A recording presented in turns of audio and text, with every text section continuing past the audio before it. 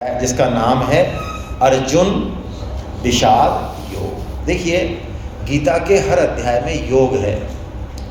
योग का मतलब है भगवान से जुड़ना, अपने वास्तविक स्वरूप को अनुभव कर लेना, जोड़ हो जाना। योग का मतलब युक्ति, उपाय, बहुत सारे मतलब हैं, है ना। समता में स्थित हो जाना, योग की परिभाषा गीता में बताई, समत्वम योग उच्यते, दुख संयोग वियोगम योग संकेतम, ऐसा गीता में बताया। तो योग मतलब गीता का हर अध्याय योग है। इसका मतलब गीता का हम कोई भी अध्याय पढ़ेंगे, कोई भी श्लोक पढ़ेंगे, हमें जो हमारा वास्तविक लक्ष्य है वो मिलने ही वाला है। लेकिन गीता की शुरुआत करी भगवान ने अर्जुन विषाद योग से, वेदव्यास जी ने, भगवान ने भी इसका नामकरण वेदव्यास जी ने किया। विषाद का मतलब दुख। अरे दुख, महान दुख, हाँ, तो दुख से योग की प्राप्ति, हाँ, यही तो गीता है। यानी सुख से भी योग की प्राप्ति और दुख से भी योग की प्राप्ति। और गीता के अनुसार तो दुख में हमारी जितनी प्रगति होती है उतनी हमारी सुख में प्रगति नहीं होती। देखिए, महाभारत युद्ध में अर्जुन और श्री कृष्ण की उम्र 80 से ऊपर है दोनों की, लगभग 85-86 के हैं दोनों। और दोनों सखा हैं, मामा बुआ के हैं, बहुत समय बिताते हैं, खेलते हैं, शिकार करते हैं, नहाते हैं, धोते हैं। लेकिन कभी भी अर्जुन को भगवान से गीता सुनने की इच्छा नहीं हुई। कब हुई? जब उसके जीवन में क्या आया? विषाद आया। लेकिन देखिए, बड़े मजे की बात कि अर्जुन का विषाद अर्जुन के लिए जीवन का प्रसाद बन जाता है। हमारा विषाद भी जीवन का प्रसाद बन सकता है, बशर्ते हमारे सारथी भगवान श्री कृष्ण हो। मैं बच्चों को कहता हूँ, आज से आपके पास दोस्त तो बहुत होंगे स्कूल में, कॉलेज में, आज से आप श्री कृष्ण को अपना एक फ्रेंड बना लो, पक्का, वहीं से बैठे बैठे बनाओ, उनको एक फ्रेंडशिप रिक्वेस्ट भेज दो। और ये पक्की बात है कि आपकी हर कंडीशन में श्री कृष्ण हेल्प करेंगे। आप चाहोगे जैसे करेंगे। आपको कोई ना कोई इंडिकेशन दे देंगे, कोई परिस्थिति दे देंगे, किसी व्यक्ति के माध्यम से, हो सकता है साक्षात भी बच्चों के पास तो आ जाए। कहने का मतलब है, भगवान हम सबके सारथी बनने को तैयार हैं, यदि हम उनको बनाने को तैयार हों तो। अर्जुन के रथ के सारथी हैं भगवान। देखिए, गीता में, कठोपनिषद में, गीता में तो नहीं, कठोपनिषद में इस शरीर को रथ की संज्ञा दी। ये शरीर रथ है, इंद्रियां इसके घोड़े हैं। ये जो हमारे आँख कान नाक है ना, ज्ञानेंद्रियां कर्मेंद्रियां, ये घोड़े हैं। ये अच्छे होने चाहिए। गीता ये नहीं कहती इनके ऊपर ध्यान मत दो, ये अच्छे होने चाहिए। लेकिन सिर्फ इनकी अच्छाई पे रुकना नहीं है भाई। शरीर को स्वस्थ रख के ही, स्वस्थ रखना यदि उद्देश्य है तो इससे कुछ ज़्यादा मिलेगा नहीं ज़्यादा। तो इंद्रियां इसके घोड़े हैं। और इंद्रियां कब काम करती हैं? जब मन उनके साथ हो। तो लगाम क्या है? मन। और लगाम किसके हाथ में होती है? सारथी के। सारथी कौन है? कृष्ण है। तो बस ये बहुत बेसिक सूत्र है कि आज से हमको अपने मन बुद्धि की जो है वो किसको, उसके लगाम या उसके सारथी किसको बना लेना चाहिए? श्री कृष्ण को बना लेना चाहिए। यानी अब मैं मनमाना काम करने के बजाय, मेरी बुद्धि से निर्णय लेने के बजाय, मैं अब गीता की सुनूंगा कि गीता क्या कहती है इस चीज़ में। जिस दिन मैंने ये काम चालू कर दिया, उस दिन गीता और कृष्ण दोनों मेरे लिए चालू हो जाएंगे, बिल्कुल गाइड करना चालू हो जाएंगे। रात को 12 बजे चाहिए वहाँ मिल जाएंगे, हिमालय में चाहिए वहाँ मिल जाएंगे, कृष्ण सब जगह हैं। अब देखिए, अर्जुन विषाद योग में ये मैसेज छुपा है कि जीवन में दो ही परिस्थितियां हैं, या तो सुख आएगा या दुख आएगा। गीता कहती है सुख से भी भगवत प्राप्ति हो सकती है और दुख से भी भगवत प्राप्ति होती है। और बल्कि हमारे जैसे लोगों के लिए, हमारे जैसे मतलब जो रजोगुनी है, रजोगुनी मतलब जो विषय भोग में लगे हुए हैं, जिनमें राग बहुत है। राग कैसा? शरीर दिया, शरीर पकड़ लिया, परिवार दिया, परिवार को पकड़ लिया, पद दिया, पद को पकड़ लिया, धन दिया, धन को पकड़ लिया। संसार में जो दिया उसके सदुपयोग के बारे में नहीं सोचते, उसको पकड़ के बैठ जाते हैं और छोड़ने को तैयार नहीं। हाँ, लाद दे के कोई छुड़ाए वो अलग बात है। मौत छुड़ाए तो छुड़ाए, हम तो छोड़ने वाले, ना तो हम शरीर के प्रति आसक्ति छोड़ें, ना धन के प्रति आसक्ति छोड़ें, ना विषय भोग के प्रति आसक्ति छोड़ें। इसका मतलब ये जो पकड़ है, ये जो रजोगुनी वाली पकड़ है, राग है, ये पकड़ जब तक होती है तब तक विवेक काम नहीं करता। तो भगवान कृपा करके हमारे जीवन में क्या भेजते हैं? दुख भेजते हैं। मैं क्या शब्द काम में ले रहा हूँ? भगवान जब हमारे ऊपर विशेष कृपा करते हैं तो हमारे जीवन में क्या भेजते हैं? दुख भेजते हैं। विशेष कृपा करते हैं जब भेजते हैं, सामान्य कृपा में तो हमारे सुख संपत्ति बढ़ाएंगे, विशेष कृपा करेंगे तो जीवन में क्या भेजेंगे? दुख। क्यों? दुख में हमारा विवेक जागृत होता है और भगवान से हमारी तारतम्यता जुड़ती है। तो इसलिए ये गीता का पहला सूत्र। अब आइए हम जो है पहला श्लोक पढ़ते हैं जो कि धृतराष्ट्र ने बोला है। आप सब पढ़िए। पीछे से आपको दिख रहा है कि नहीं दिख रहा है, जरा बताइए। ठीक दिख रहा है? डन, बहुत अच्छा है। तो मेरे साथ बोलिए आप, और शुद्ध अशुद्ध की चिंता बिल्कुल मत करिए, है ना, सबको बोलना है, ठीक है। संस्कृत बोलने से हमारे मन बुद्धि और शुद्ध होता है, और जो अशुद्ध बोलेगा वही धीरे धीरे शुद्ध बोलेगा, है ना। तो यहाँ गीता परिवार के भी हैं, साधिकाएँ हैं, है ना। शुद्ध सीखना हुआ तो हम इनसे सीख लेंगे, कोई दिक्कत नहीं है, लेकिन हम तो पहले अशुद्ध बोलना शुरू करते हैं, ठीक है। धृतराष्ट्रवाच धर्म क्षेत्रे कुरुक्षेत्रे समवेतायुयुत्सवः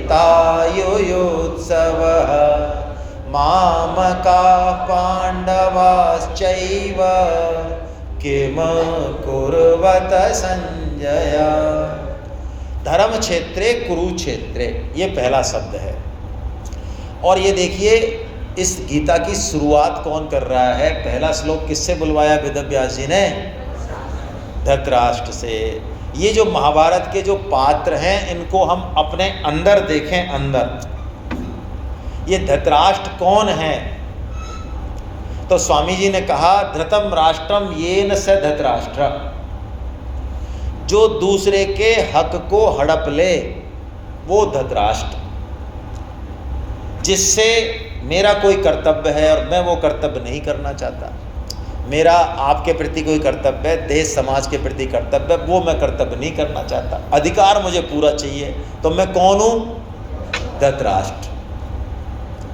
अन्यायपूर्वक दूसरे के धन को हड़पना वो तो धृतराष्ट्र है ही। इससे भी सूक्ष्म बात ये है कि सिर्फ अपने अधिकार को चाहना और कर्तव्य के नाम पे सो जाना, ये धृतराष्ट्र वृत्ति है जो हम सबके अंदर है। इस धृतराष्ट्र वृत्ति को हमको चेक करना है। कैसे चेक करेंगे? ऐसे चेक करेंगे, गीता पहले ही श्लोक में लाइन ऑफ एक्शन बता रही है, गीता करेगी क्या।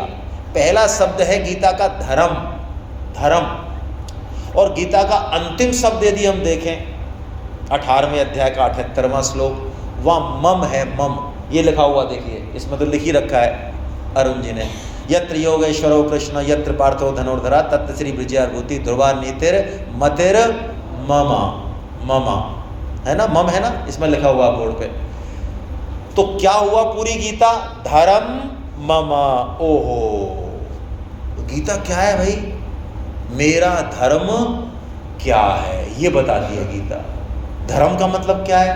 तो गीता ने एक अर्थ बताया प्रमुखता से। धर्म के बहुत अर्थ हैं, हम उन अर्थों में नहीं जाएंगे, हमको विद्वत्ता नहीं करनी है, हम वो काम करेंगे जिससे हमारा जीवन सुधरे। तो धर्म का अर्थ है कर्तव्य पालन। ओहो, इसका मतलब गीता क्या बताने वाली है कि मेरा क्या कर्तव्य है, ये गीता का प्रतिपाद्य विषय, कोर है ये गीता का। अब बताइए ऐसे ग्रंथ से किसको एलर्जी होनी चाहिए? मुसलमान को होनी चाहिए? ईसाई को होनी चाहिए? ये एकमात्र ऐसा ग्रंथ है जो मानव मात्र के लिए है, इसके अलावा कोई ग्रंथ नहीं है। क्या हम और आप ये सोच सकते हैं कि किसी भी धर्म का कोई ग्रंथ हो और उसमें उस धर्म का नाम ना आए? लोग कहते हैं ये हिंदुओं का धर्म है, क्या इसमें एक भी शब्द हिंदू है पूरी गीता में? ईसाई है, क्या ईसाइयों का कोई धर्म ग्रंथ ऐसा हो सकता है जिसमें उनकी धर्म की जाति की बात नहीं हो? है। क्यों?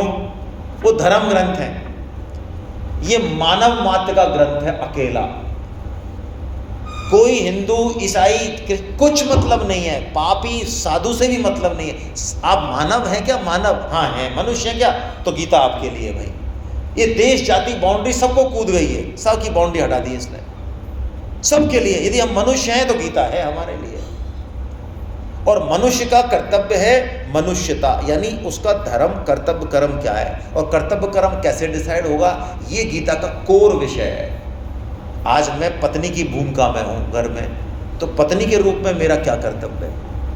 आज मैं भारत का निवासी हूँ तो भारत देश के बारे में मेरा क्या कर्तव्य है? आज मैं विद्यार्थी हूँ, मेरा विद्यार्थी के रूप में क्या कर्तव्य है? यानी हम जो हैं जिस समय, वहाँ मेरा क्या कर्तव्य है, ये गीता बताती है। इसलिए भाई गीता सबके लिए है। कोई यदि ये समझे कि हम रिटायरमेंट के बाद गीता पढ़ेंगे तो ठीक नहीं है उसकी बुद्धि, है ना। लोग तो रिटायरमेंट के बाद भी अपने आप को जवान मानते हुए, और बुरा मत मानना, 5-7 साल जो है रगड़ाई फिर करते हैं। आदत पड़ी हुई है ना, नहीं मानते। क्यों? पूछो भाई साहब, मन नहीं लगता है, या डिपार्टमेंट को बहुत ज़रूरत है, हमारे पास वो सामान है जो आज तक ना तो किसी के पास हुआ ना होगा, ना भूतो ना भविष्यति, इसलिए डिपार्टमेंट ने हमको पकड़ रखा है। अच्छा, आपको पकड़ रखा है, हाँ सही है, आपके बिना ना तो ये डिपार्टमेंट चले। असली चीज देखो भाई, हमारा मनुष्य जन्म मिला, हम क्या करने आए हैं? ये नौकरी तो हो गई क्या? नौकरी लक्ष्य है क्या? असली चीज उसके बारे में यदि हमने सोचा तो हम 1 सेकंड खराब करने वाले नहीं है। फिर हाँ, उसके बाद हम काम करेंगे, सारे समाज के करेंगे, देश के करेंगे, नौकरी करेंगे, सब करेंगे, वो अलाइन हो जाएगा उससे, वो जो टारगेट है उसमें अलाइन हो जाएगा वो काम। फिर मना नहीं है कुछ भी करने की। गीता तो यही तो कहती है, हर चीज़ से भगवत प्राप्ति हो जाएगी, लेकिन वो तो समझा नहीं और वही कर रहे हैं जो अब तक करते आए हैं। तो गीता कहती है फिर हमने धर्म का स्वरूप ठीक से समझा नहीं भाई, ठीक से नहीं समझा। तो गीता का कोर सब्जेक्ट है धर्म क्षेत्रे कुरुक्षेत्रे। इस कुरुक्षेत्र को, जो जीवन रूपी कुरुक्षेत्र है हमारा, ये पूरा कम नहीं है। ये कुरुक्षेत्र सुबह से लेके शाम तक परिवार के बीच में, समाज के बीच में, ऑफिस में बहुत सारी चीज़ें चलती रहती हैं भाई, आसान नहीं है ये भी। इस कुरुक्षेत्र को धर्म क्षेत्र कैसे बना दें हम, हैं? आम के आम गुठलियों के दाम कैसे हो जाएं, ये गीता बताने वाली है। अब धृतराष्ट्र क्या है? धृतराष्ट्र वो व्यक्ति है जो भेद करता है अपने और पराये में। तो धृतराष्ट्र यदि होगा तो उसका पुत्र कौन होगा?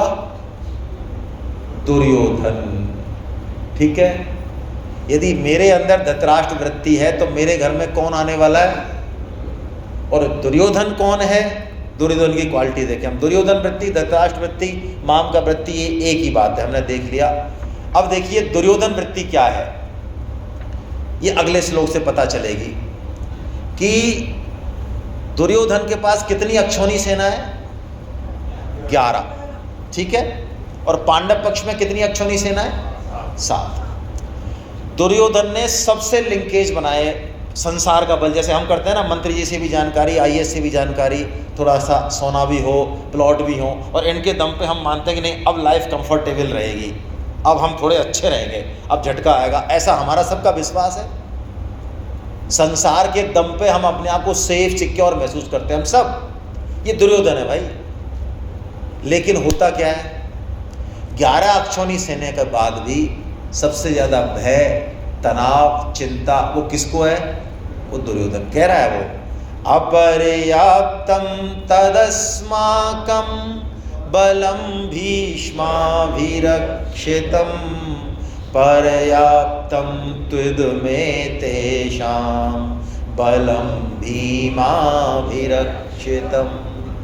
दुर्योधन को टेंशन हुई, वो गया द्रोणाचार्य के पास और वो कह रहा है देखो हमारे सेनापति तो भीष्म हैं, इनके दोनों तरफ सिस्टम है, पांडवों को भी चाहते हैं और हमारे सेनापति हैं, और जबकि उधर कौन है? उधर भीम है, उसका तो एक ही लक्ष्य है कि सारे कौरवों को मारना है, और सारे कौरव मारे भी भीम नहीं थे। आप महाभारत पढ़ें, अर्जुन ने, युधिष्ठिर ने, नकुल सहदेव के सामने कौरव आए, वो उनको चाहते तो मार सकते थे, लेकिन उन्होंने किसी भी कौरव को मारा नहीं। क्यों? भीम ने प्रतिज्ञा की थी कि 100 की 100 कौरवों का वध मैं करूँगा। भीम ने किया, तो उनके सेनापति तो भीम है। तो बताओ फिर क्या हालत होगी हमारी भैया, 11 अक्षौणी सेना के बाद भी। और ये हैं पांडव। देखो आप, दुर्योधन को है संसार का बल, ये तनाव, चिंता, भय, और पांडवों को बल किसका है? कृष्ण का। और कृष्ण का बल होने का मतलब क्या है?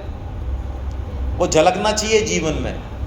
कृष्ण का बल होने का मतलब है पांडवों के जीवन में नंबर 1 पे कौन बैठे हुए हैं? कृष्ण। नंबर 1 पे जैसे हमारे गीता बैठ जाए, हम चेक करें गीता कहाँ बैठी हुई है, पता चले 15वें नंबर पे, 16वें पे, 20वें पे, ऊपर प्रायोरिटीज बहुत हैं हमारे।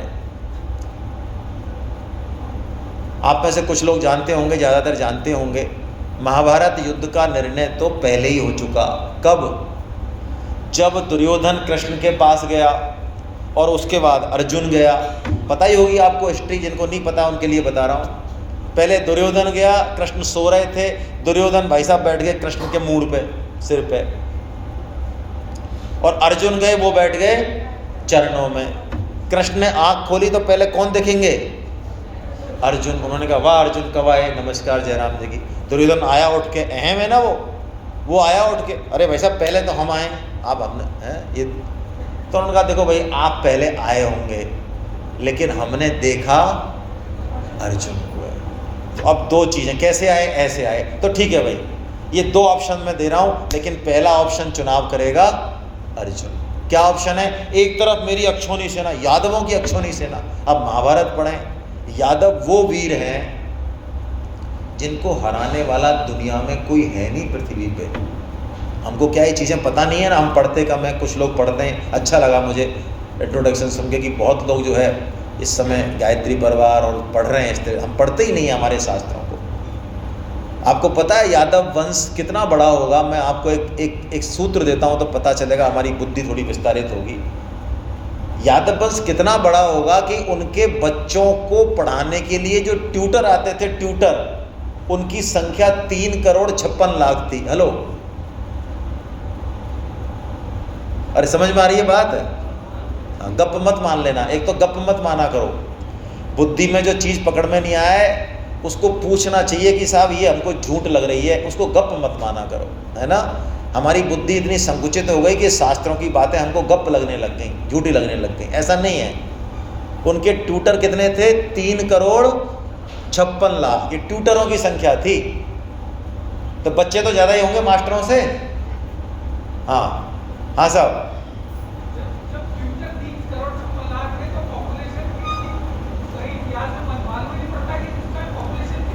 हाँ हाँ, तो ज़्यादा ही पॉपुलेशन थी, 56 करोड़ था यदुवंशी।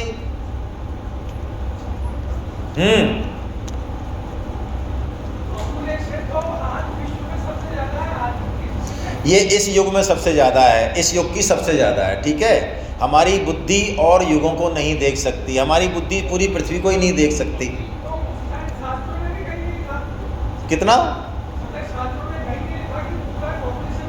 पॉपुलेशन की बात ही नहीं है, और पॉपुलेशन ज़्यादा कम होती नहीं है, हमारा एंगल ही गलत है, ठीक है ना।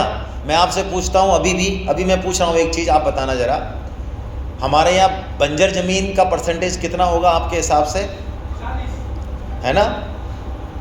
तो अभी भी पृथ्वी को जितनी पॉपुलेशन है उससे ज़्यादा को फीड करने की ताकत है ना। पॉपुलेशन ज़्यादा है इसलिए कि वो हमारी मूर्खताओं से हमने प्रकृति को डिस्ट्रॉय कर रहे हैं हम, इसलिए वो पॉपुलेशन हमको ज़्यादा लग रही है। और अलग अलग युगों में लोगों की संख्या, उनकी आयु और उनके सिस्टम अलग अलग होते थे, शास्त्रों में लिखा हुआ है। जैसे अभी हमारी आयु कितनी है? 100 साल। सतयुग में कितनी होती है पता है? हम उसको झूठ मानेंगे, 1,00,000 साल होती है। अब हमारे लिए संभव नहीं है ना मानना। क्यों? हमारा चश्मा कितने साल का है? 100 साल का। अभी गीता में आप श्लोक पढ़ेंगे, 8.16 और 17, जिसमें ब्रह्मा जी की आयु बताई। ब्रह्मा जी की आयु कितनी है मैं आपको पहले बताता हूँ, आप तसल्ली से सुनो पहले तो आप। हम 100 साल जीते हैं, ठीक है। तो ऐसा कलयुग जो है ना हमारा, ये कलयुग, ये 4,32,000 का है। कितने का? इसका डबल करो 864, ये द्वापर है। इसका ट्रिपल करो 1296, ये त्रेता है। इसका 4 गुना करो 17,28,000, ये सतयुग है, ठीक है। इतने साल का, इनको जोड़ो चारों को 43,20,000, ये चतुर्युगी बोलते हैं इसको हमारे यहाँ। क्या बोलते हैं? ऐसे 1000 बार घुमाओ इसको कितनी बार घुमाओ? ऐसे 1000 बार घुमाओ। ये ब्रह्मा जी का एक दिन हुआ। कौन सा वाला? 24 घंटे की 12 घंटे? 12 घंटे। अरे यार आपको तो पता है, इतनी बड़ी ब्रह्मा जी की रात है। अब ये ब्रह्मा जी का एक दिन हुआ, और ब्रह्मा जी की आयु कितनी है? 100 साल है। खांसी खुर्रा से नीचे जाते हैं वो, कोरोना से भी नहीं जाते हैं। वो कितना जीते हैं? ना तो रोड एक्सीडेंट होता, ना वो कोरोना होता। ब्रह्मा जी की आयु कितनी है? 100 का मतलब 100। अब ये कैलकुलेशन हमको हमारे चश्मे से कैसी लगेगी? हेलो, गप लगेगी ना। अब मैं आपको एक सोचने का तरीका देता हूं बस। मैं ये नहीं कह रहा हूं कि आप इसको गप मानो कि नहीं मानो, वो तो आपकी स्वतंत्रता है। अब मैं आपको एक क्लू दे रहा हूं। एक कीड़ा है बारिश में, जो लाल रंग के कीड़े होते हैं ना, देखे होंगे आपने, जो जन्मते हैं लाल रंग के कीड़े। कई तरह कीड़े, वो घंटे 2 घंटे में जन्मते हैं, बड़े होते हैं, खेलते हैं, क्रिकेट विकेट खेलते हैं, शादी होती है, बच्चे होते हैं, है ना, डांस वांस होता है, और उसके बाद 2 घंटे में वो ख़त्म हो जाते हैं, ठीक है। अब एक कीड़ा अपने दादाजी से बात कर रहा है, अपने दादाजी से बात कर रहा है एक कीड़ा। वो कह रहा है कि देख, ये जो चल रहा है ना, ये मनुष्य 6 फीट का ये पट्टा। हाँ गए दादाजी, दिख रहा है। ये तेरी और मेरी जो लाइफ है ना 2 घंटे की, इसका तू गुना 12 कर। अच्छा दादाजी, 24 घंटे, ये इसका एक दिन है। फिर इसका 30 कर। अच्छा 30, हाँ, ये इसका 1 महीने। अच्छा दादाजी इतना? अरे इतना नहीं, इसका 12 कर। ये 12 महीने, ये इसका 1 साल। अच्छा इतना दादाजी? अरे रुक तू, इसका 100 कर। अरे दादाजी क्यों फालतू फेंकते हो आप, बेकार, मैं ही मिला तुमको सब सुबह। हेलो, ऐसा होता है। तो शास्त्र की बातों को थोड़ा पचाना सीखें, है ना, आएंगी समझ में। पांडव कौन है? पांडव वो हैं जिनके लिए श्री कृष्ण हैं। अर्जुन ने भगवान श्री कृष्ण को मांगा कि एक अक्षौणी सेना मुझे नहीं चाहिए, मुझे क्या चाहिए? चेक किया, निष्ठा चेक की श्री कृष्ण ने कि अर्जुन मैं आ तो रहा हूँ, लेकिन तू ये मत समझना कि सुदर्शन चक्र है और मेरा ये है, मैं शस्त्र के हाथ ही नहीं लगाऊंगा। कि तब भी ओहो, ये है श्री कृष्ण के प्रति शरणागति। मेरे भगवान जैसे भी हैं मेरे हैं। मेरे को दुख दे रहे हैं तो हाँ, तो भी मेरे को मार रहे हैं हाँ, तो भी जैसे हैं, अच्छे सुंदर नहीं है, काले कलोटे हाँ, तब भी वो जैसे भी हैं, जो कर रहे हैं वो मेरे हैं। ये है पांडवपना। जिस दिन ये आ गया ना जीवन में, हमारे रिश्तों में मधुरता आ जाएगी। ये अपनापन जीवन में क्या लेके आता है, कैसा स्वास्थ्य लेके आता है। और इनके जीवन में देखिए कैसे दिख रहा है कि सबसे पहले पांडव सेना में श्री कृष्ण शंख बजाते हैं। ओहो, सेनापति नहीं है? सेनापति है क्या? नहीं। किसी पोस्ट पे है क्या? नहीं भाई, कुछ नहीं है। कौन है? सारथी हैं, वो भी अर्जुन के। लेकिन पहला शंख श्री कृष्ण बजाते हैं कि ये पांडवपना है। हमारे जीवन में हम भोजन बनाएं तो सबसे पहले किसको अर्पण होना चाहिए? हम कोई शुभ कर्म करें, हम कोई घर से बाहर निकलें तो किसको याद करना चाहिए? हमारे जीवन का हर कर्म, हर अर्पण किसको होना चाहिए? हमारे जीवन में मुख्य प्रायोरिटी किसको होनी चाहिए? लेकिन हो क्या रहा है? आज मुझे ऑफिस जाना है और थोड़ा जल्दी जाना है, या कोई कुछ आ गया तो बोलिए मैं क्या कट करने वाला हूँ? भोजन।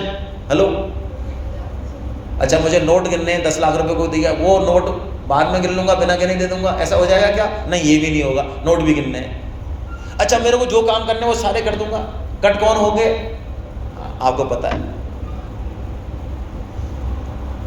पांचजन्यम ऋषिकेशो देवदत्तम धनंजया पौंड्रम दद्मो महाशंखम भीम कर्मा ब्रकोदरा।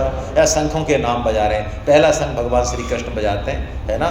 अर्जुन के उसका शंख का नाम देवदत्त है, भीम के शंख का नाम पौंड्रम है।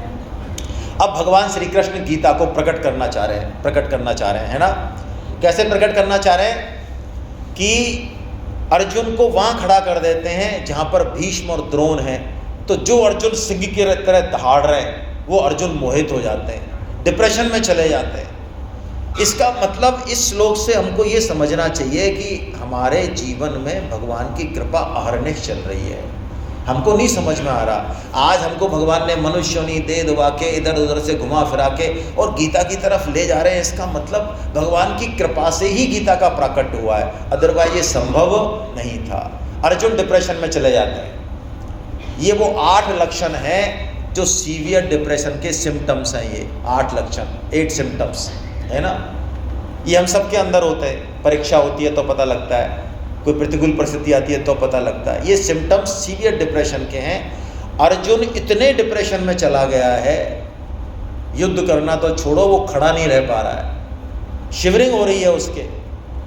ऐसी स्थिति से भगवान उसको 45 मिनट्स में गीता सुना के और युद्ध के लिए खड़ा कर देते हैं। बोलिए, यानी गीता ऐसा कौन सी स्थिति है हमारे जीवन की, ऐसा कौन सा व्यक्ति है, बालक, वृद्ध, जवान, नौकरी वाला, अफसर, बिना अफसर, दुकानदार, किसके लिए गीता काम नहीं करेगी? सबके लिए गीता काम करेगी। अरे हम गीता का पाठ भी करें घर में संस्कृत का, तब भी काम होगा। हालांकि हमारा जोर संस्कृत के पाठ की बजाय गीता के भावों को समझने पर है, उससे बहुत फ़ायदा होता है, बहुत जल्दी फ़ायदा होता है। तो ये सीवियर डिप्रेशन के 8 लक्षण हैं। अर्जुन जो कृष्ण को युद्ध के लिए बुला के लाए हैं, वो युद्ध नहीं करना चाहते और वो अपने डिसीजन को जस्टिफाई करने के लिए कुतर्क करते हैं। पहले अध्याय में अर्जुन के इतने कुतर्क हैं, वो सारा आरोपण कृष्ण पर कर रहे हैं कि तुम युद्ध कराना चाह रहे हो, जबकि मैं तो बहुत बढ़िया आदमी हूँ, मैं तो हिंसा चाहता ही नहीं। जैसे आजकल हमारे हिंदू समाज को एक बीमारी पल गई, अहिंसा को बहुत बड़ी चीज़ मानते हैं। हाँ मानते हैं भाई, है ही, लेकिन उस अहिंसा के मूल में अन्याय के प्रति हिंसा बहुत जरूरी है। यदि वो नहीं रहेगी तो अहिंसा करने लायक हम बचने वाले नहीं हैं। ये कायरता, ये नपुंसकता जो हमारे हिंदू समाज में घुस गई है, भयंकर वाली। क्यों? बहुत अच्छा मान रहे हैं अपने आप को अहिंसा का पुजारी होके। अरे भाई, हमारे देश के सैनिक मर रहे हैं, वो यदि हिंसा नहीं कर रहे होते, हम यहाँ आराम से रोटी खा रहे होते। तो इस चीज़ को यहाँ कृष्ण ने समझाया है बहुत अच्छे से। अर्जुन, तू जिस अहिंसा को मान रहा है ना, तू जो कह रहा है कि मैं तो बैरागी हूँ, मुझे ना राज्य चाहिए ना कुछ नहीं चाहिए, कृष्ण मेरे को युद्ध नहीं करना, ये बड़ा त्यागी बन रहा है अर्जुन यहाँ पे। जबकि इसको यही नहीं पता है कि मेरा कर्तव्य कर्म क्या है, असली कर्तव्य कर्म मेरा क्या है, ये अर्जुन को पता नहीं है। यही हमारे जीवन में होता है। हम अपने आप को समझ रहे हैं कि हम तो बहुत ही अच्छा काम कर रहे हैं, लेकिन हम मूल चीज़ को पकड़ नहीं रहे हैं। और स्वामी जी कहते हैं यदि मूल में भूल हो गई तो बहुत गड़बड़ होने वाली है, बहुत गड़बड़। जैसे पहले कैलकुलेटर नहीं थे, लोग बही खाताओं में हिसाब लगाते थे और बहुत तेज़ी से लगाते थे, और वो पहाड़े नहीं याद करते थे, उनको ढैया, पौना, डेढ़ा ऐसे भी आते थे। वो बाबूजी हंस रहे हैं, है ना, बुजुर्ग, क्योंकि इनको तो याद है, इन्होंने तो किए हैं। और वो इतना फास्ट करते हैं डेढ़ा, पौना, दौआ करके। अब लेकिन मान लो कोई बहुत बढ़िया जोड़ लगाने वाला है और 100-150 अक्षर है, सबका लगा देगा, वो झटके में लगा देगा। लेकिन उसने पहला अक्षर गलत पढ़ लिया तो बोलो बाबूजी ठीक लगेगा जोड़? बाबूजी मना कर रहे हैं, नहीं लगेगा। इसका मतलब हम सारे काम बढ़िया कर रहे हैं जीवन में, लेकिन हमने मूल में भूल कर दी। बोलो भाई, ठीक जाएगा मामला?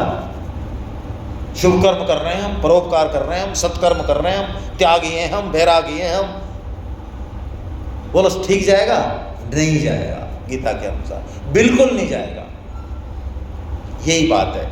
तो अब अर्जुन मना कर देते हैं कि मेरे को युद्ध नहीं करना।